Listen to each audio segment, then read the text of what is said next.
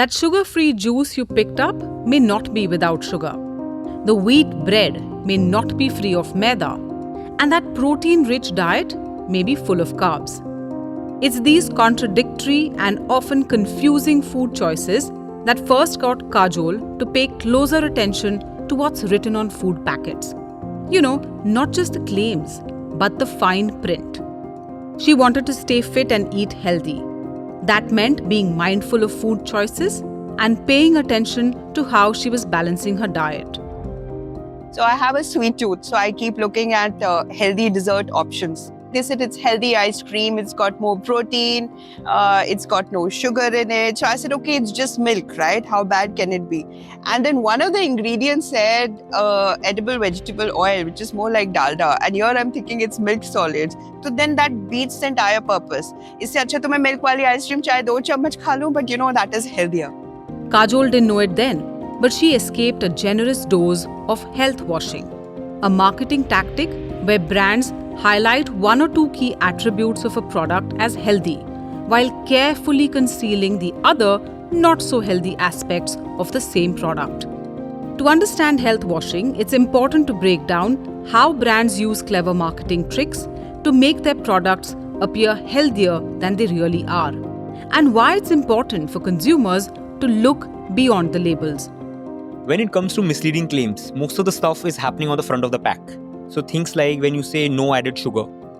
But the trick there is there are 60 different names that exist for which you can add sugar or in some form, but they're not classified as sugar. One of the examples is, let's say, maltodextrin. Maltodextrin is an ingredient which, according to globally, perhaps the 10th most added ingredient in packaged food. It has a glycemic index which is greater than refined sugar, which means that consuming it gives you a higher blood sugar spike than your table sugar, but you can use it and you can still claim no added sugar on your food products. So where can you begin as a consumer? Well, start by reading 3 key things on the food packet. When you look at a food product, ignore the photos, ignore everything written on front of the pack, because that is marketing. Step number 2, on back of pack, you look at 3 things. 1, your ingredient list. 2nd, your nutritional table. And 3rd, look for any hidden star marks or TMs or any other funny sign like a hashtag or something where some truth about the product might be hidden. So these are the 3 things that you should start looking for. There's no escaping the fact that marketing tricks like health washing come into play because there is a market for it. More and more people are looking to eat better and eat healthier. At 20%, India's health food market is growing at the world's fastest rate and is expected to reach $30 billion by 2026. There's the attractive taglines that will scream out to you from supermarket shelves with everything from cholesterol-free to multigrain to whole wheat to sugar-free. Sure, it's confusing. But when you have an explosion of messaging from influencers to advertisers, all vying for your attention and wallet, the lines between fact and the facade of health halos do get blurred.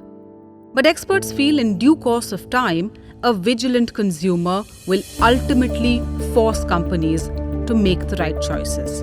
I feel going forward, the only brands who are really going to do well, because we are moving towards a future where if right now 10% of people are looking for healthy foods, very soon 50% would be looking for at least healthier foods, if not just overly healthy foods, because cost factor is also a very important point here, and taste factor.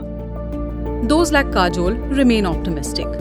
She acknowledges that while there are challenges, some brands are stepping up, offering genuinely healthier options